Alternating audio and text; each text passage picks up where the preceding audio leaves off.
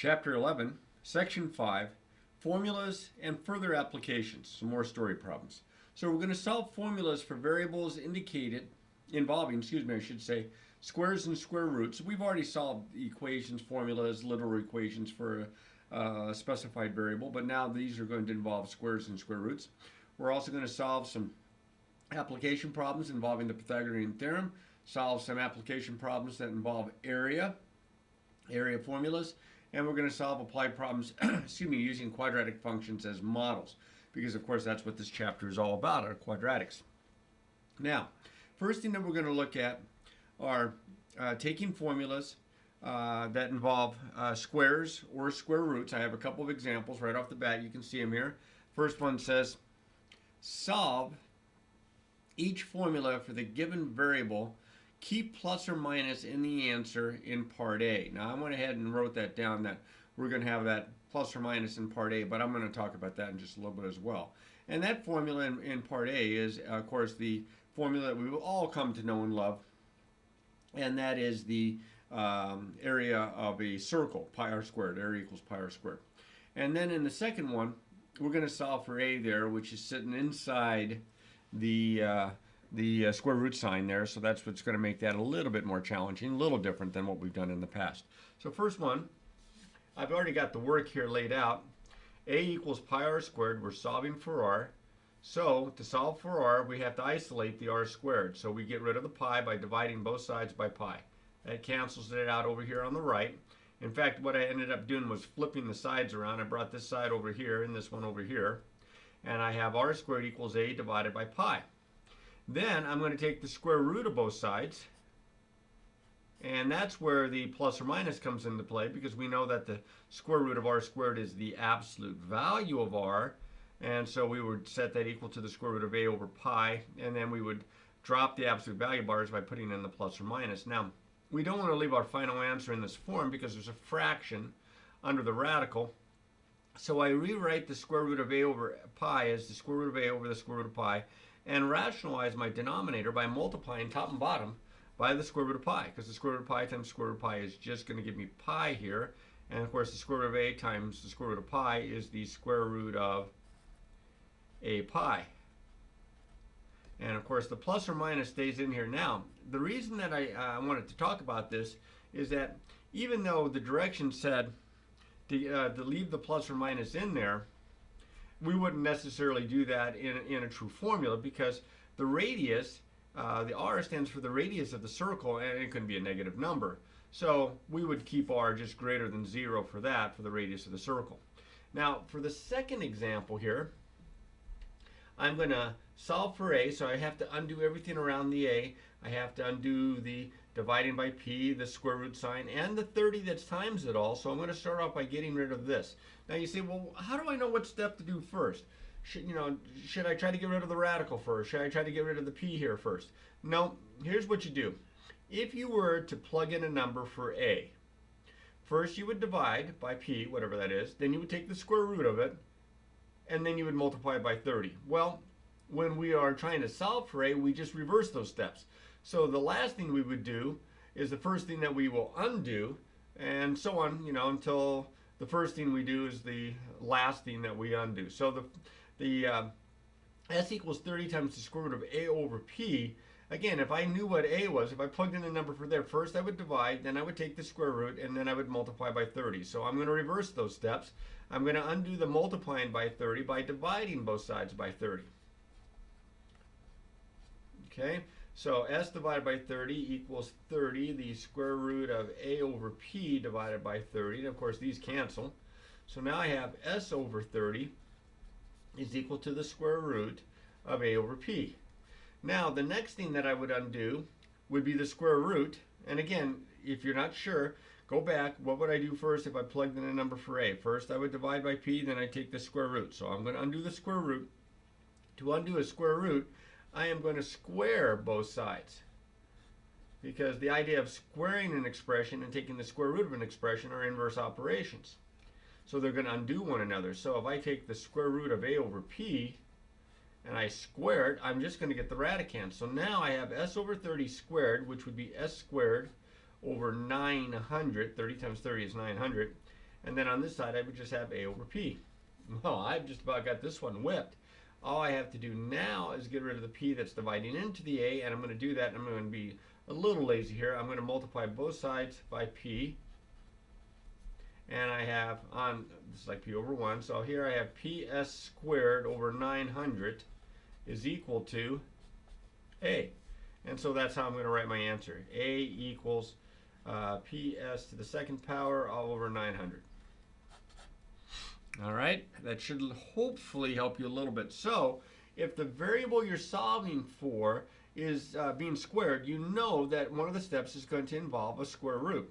And if the variable that you're solving for is in the square root sign, then you know that one of your steps is going to be to reverse that and to square both sides. So that's what you need to be looking for. I suppose if we had a cube root, then we would have to cube both sides. But I don't remember any of those quite like that in the assignment. Not that you might not see it in a pre-calculus class. All right, now again, I mentioned this before, but for some formula, we keep the plus or minus symbol. But for this one here, even though the directions told us to, I wouldn't have kept it because the r represents the radius of the circle, and of course the radius has to be positive, so it wouldn't make sense for that to have a negative choice. Now in this next example, I have to solve for r squared plus 9r equals the opposite of c. Now this one's got a little bite to it, because as you can see, if you're going to solve for r and you have to isolate the r, I got trouble. I have r in two different terms. So here's what I'm going to do. I'm going to have to transfer this over because I didn't leave myself enough space here. Let me write this down again here. I have r squared plus 9r equals the opposite of c, and I'm solving for r. So to do this, I am going to use the completing the square approach to solve for r. Now notice here that the coefficient of the r squared is 1, and that the two terms that contain the r, the variable I'm solving for, are both on the left side, isolated with no other terms, no constant term. So what I'm going to do is go through the steps of completing the square. I'm going to leave a little space here, and I'm going to put the minus c here. Now what I do is I take half of this number, half of 9 is 9 over 2, or 9 halves, and then I'm going to square it. And that's going to give me 81/4. So I am going to add 81/4 to both sides. So on the left side here, I have a perfect square trinomial. That's going to be an r, that's going to be a 9 halves, and with that plus sign in front of the middle term, that's going to be a plus. Over here, it's a little messier. I think the first thing I'm going to do is I'm going to rewrite it, and I'm going to commute these two, and I'm going to write this as 81/4 minus c. But I'm going to get a common denominator here. The common denominator would be 4, so I'm going to multiply top and bottom here by 4. So now I have r plus 9 halves quantity squared equals 81 minus 4c all over 4. I just like it as a single expression. Now to get the r out of the quantity that's being squared, I have to undo the squaring, and I'm going to take the square root of both sides. Now we don't know if this r is representing a radius or something, so I am going to keep the plus or minus here. Over here I have the square root of 81 minus 4c all over 4. Now I'm not too crazy about that 4 there in the denominator under the radical. Now I'm going to rewrite this as the square root of 81 minus 4c all over the square root of 4, and the square root of 4 of course is 2, so I'm going to write this as the square root of 81 minus 4c all over 2. Now this is going to give me r plus 9 over 2. Actually, it gives me the absolute value of r plus 9 over 2. But I'm just going to kind of skip that step and put in my plus or minus the square root of 81 minus 4c all over 2. Well, I'm just about to have this one solved now because the r is written the one time, and I'm almost done. I'm going to subtract 9 halves. And I'm hoping that, even though I don't think I pointed it out, the reason that I'm completing the square here is so that I can get my expression with the r written only one time, in one term. So it makes it easier for me to isolate it. And this should do it, and I get r is equal to, now, you've got a plus or minus here, and you've got a negative number, so should I put a minus 9 halves on the end? I think I'm going to put it out in front. It just looks better to have the plus or minus in between the terms, like this.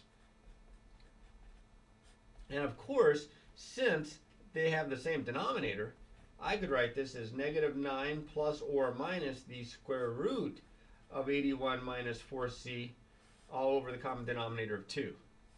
That one's a peach. Okay, that's about as messy as they get, I think, that you'll find in this assignment. So let's try some applications now. Again, just take some practice with this. Let's try some applications. We'll do a story problem here first with using the Pythagorean Theorem, which of course we know is a squared plus b squared equals c squared. That's not the entire Pythagorean Theorem. You have to, talk about the a and b being the lengths of the legs and c being the length of the hypotenuse, right triangle and all. But we're going to go ahead and apply that now. It says a ladder is leaning against the house. The distance from the bottom of the ladder to the house is 5 feet. The distance from the top of the ladder to the ground is 1 foot less than the length of the ladder. How long is the ladder? Let's see. Here's the ground. Or actually, here's the ground. We'll say this is the building here.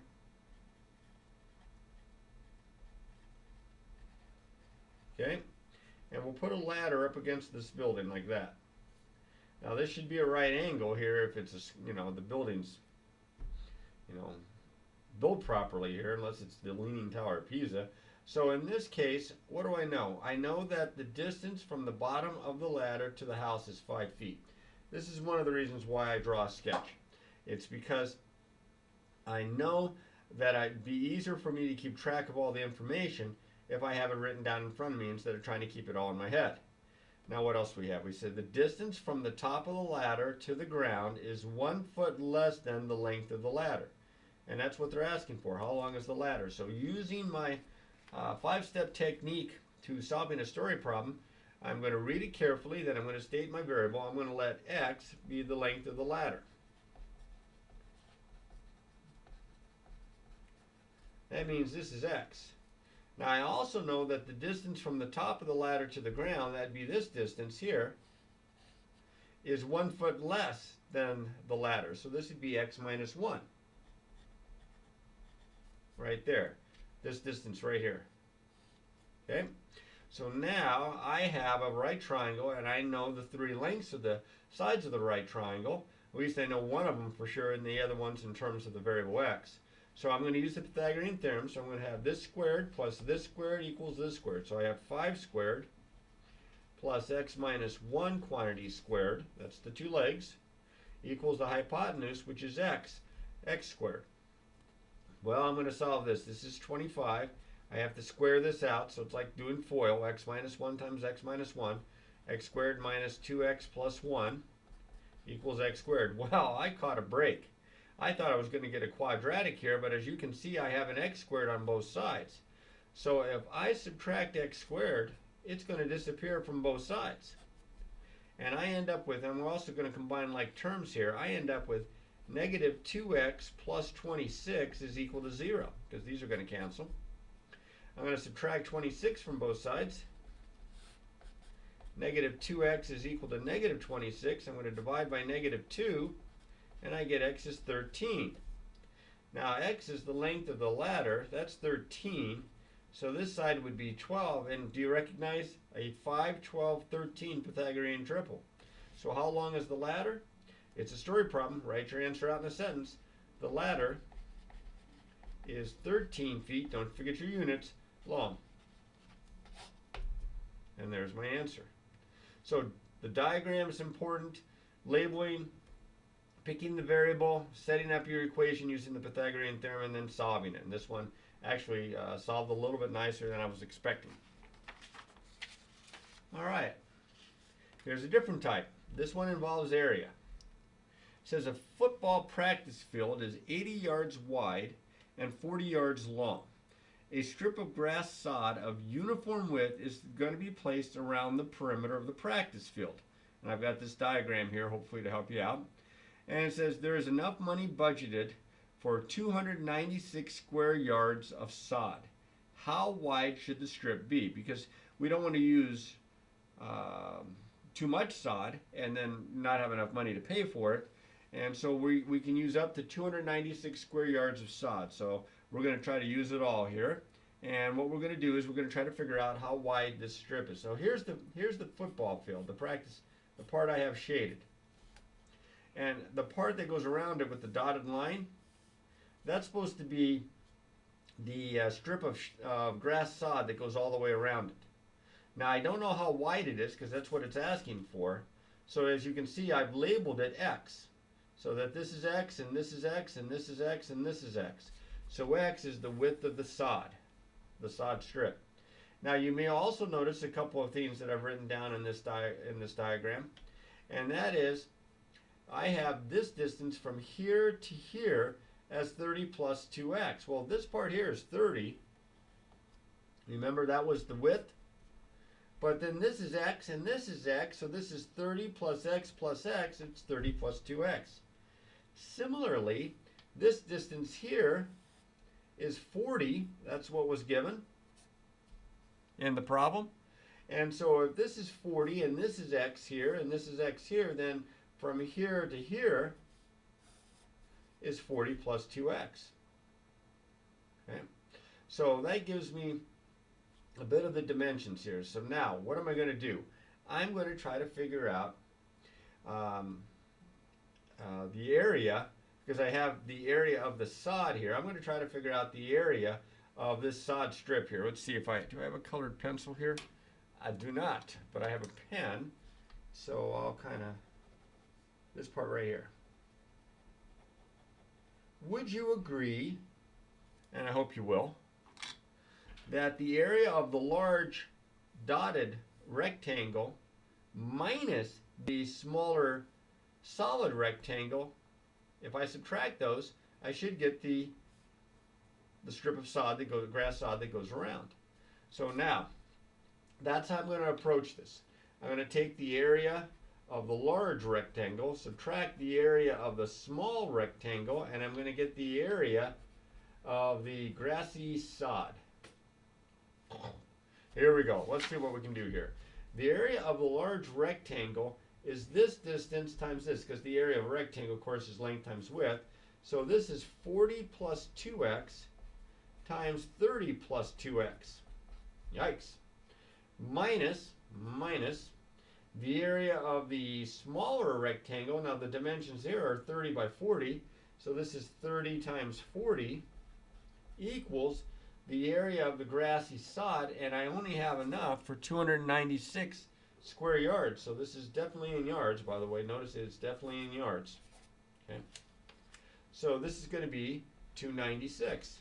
So I'm going to have to square this out. I'm going to have to multiply this using FOIL, and I'm going to get 1200 plus 80x plus 60x plus 4x squared minus 1200 equals 296. Well, the 1200s cancel here, and I have 4x squared, like terms, plus 140x is equal to 296.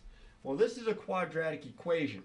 And in quadratic equations, I'm going to hope it factors. If not, I'm going to have to use the quadratic formula, because I don't want to complete the square necessarily. So I'm going to first put it in standard form. I'm going to subtract 296 from both sides.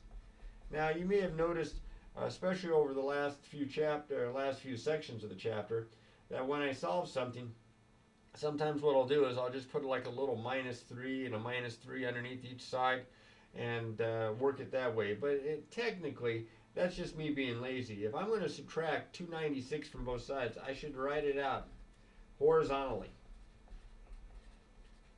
Don't learn my bad habits, learn my good habits. All right, now as it turns out, I believe 4 divides into all 3 terms on the left side. So if I divide both sides by 4,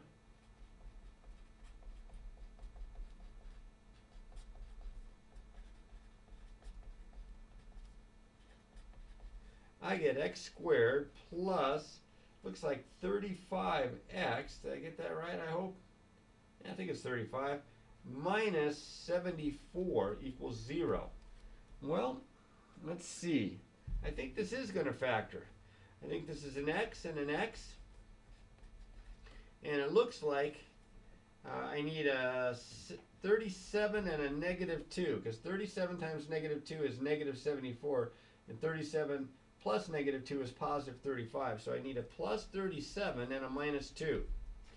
Well, it looks like I'm going to get two answers, but one of them I don't think I'm going to keep because it's going to be negative, and it doesn't make sense that x, which is a distance, the width of the sod strip, be a negative numbers. So x plus 37 equals 0, or x minus 2 equals 0. If I subtract 37 from both sides, don't be lazy,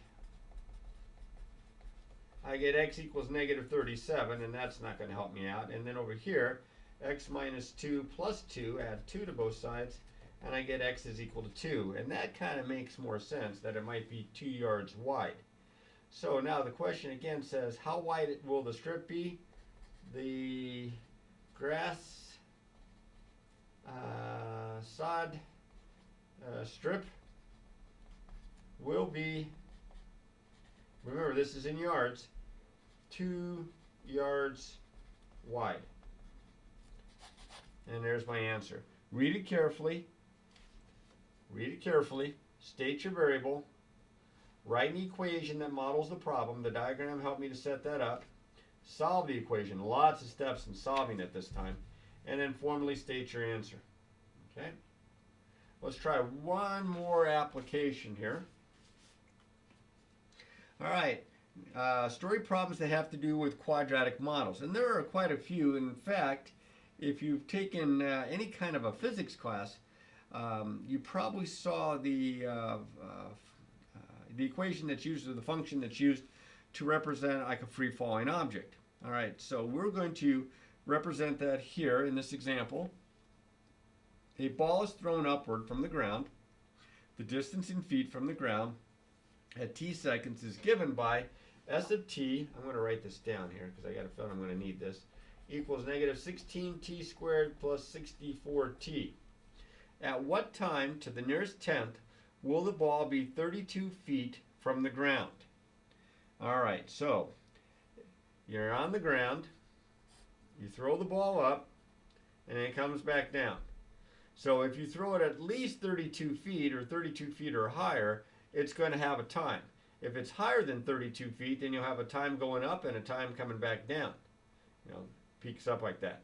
So I am going to figure out when it is 32 feet above the ground. Well, that's what s of t is. That's the distance above the ground. So I'm going to replace s of t with 32. Now, sometimes what they'll ask, instead of, when will be 32 feet above the ground, they'll say, when will it hit the ground? And so then you would set s of t, you would set that equal to 0. But in this case, I've got a little bit of work to do here. First, it's quadratic. It's not in standard form. I am going to, you ready for this? I'm going to do two things. I'm going to add 16t squared and subtract 64t at the same time. So I'm going to add 16t squared, subtract 64t to the left side, trying to put it in descending order, and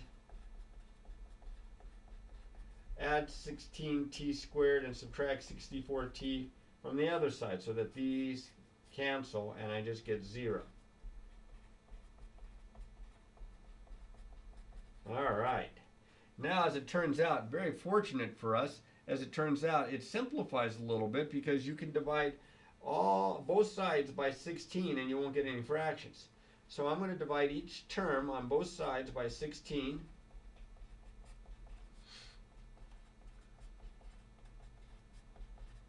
And I get t squared minus 4t plus 2 is equal to 0. Now, this thing wouldn't be so bad if this had been a plus 3, because then it would have factored. But because it's not a plus 3, it does not factor, as it turns out. So I'm going to have to use the quadratic formula. And of course, being the smart guy that I am, I don't think I brought my calculator with me. Uh-oh, this could be a problem. Let's see what happens here. So A is 1, B is negative 4, and C is 2.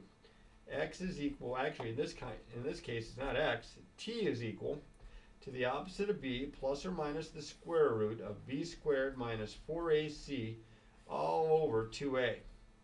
So that's going to be the opposite of negative 4 is 4 plus or minus the square root of negative 4 squared minus 4 times 1 times 2 all over 2 times a, which is 1. I'm going to have to come up here now. I get t is equal to 4 plus or minus the square root of 16, the negative 4 squared. 4 times 1 times 2 is 8, so minus 8.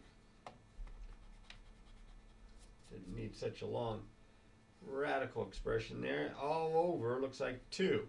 So I have t is equal to 4 plus or minus the square root of 8 all over 2. Now the square root of 8 simplifies.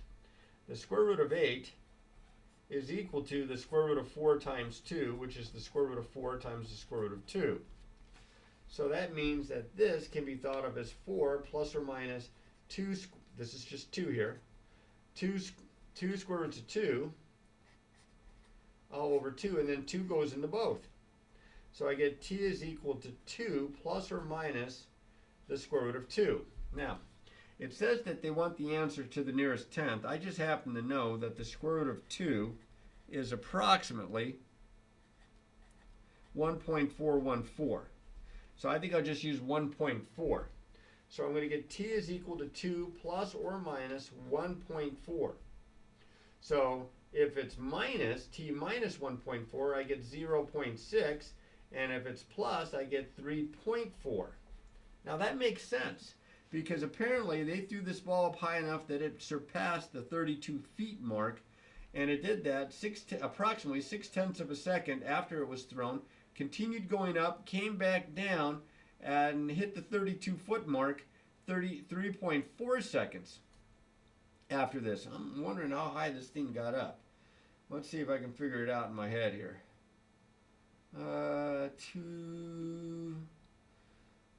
Went up about 64 feet, I think, all told. So anyway, now, at what time to the nearest tenth will the ball be 32 feet from the ground? The ball will be 32 feet above the ground, 0.6 seconds and 3.4 seconds after it is thrown. That's kind of messy. Try to squeeze it all in there. Hopefully you can read that okay. Now I did want to point out here, and it's kind of hard to read because the Xerox machine kind of faded on me a little bit, but it says the formula for a free-falling object neglecting air resistance, so like in a vacuum, is S of t equaling negative 16t squared plus v sub 0 t plus s sub 0. All right, now this is in feet, and t is in seconds. V sub 0 is the initial velocity, and s sub 0 is the initial height. Like for the last example, since they threw it from the ground, s sub 0 was 0. All right, and that finishes these examples up here in this section here of chapter 11. And as it turns out, here's some good news, I guess, for you, or maybe it's bad news because you enjoyed working in these kinds of problems in this book. But this is the last section that we're going to cover as far as the syllabus is concerned. So congratulations getting through all the material. Study hard for your chapter 11 test / semester exam. Best of luck, and practice, practice, practice.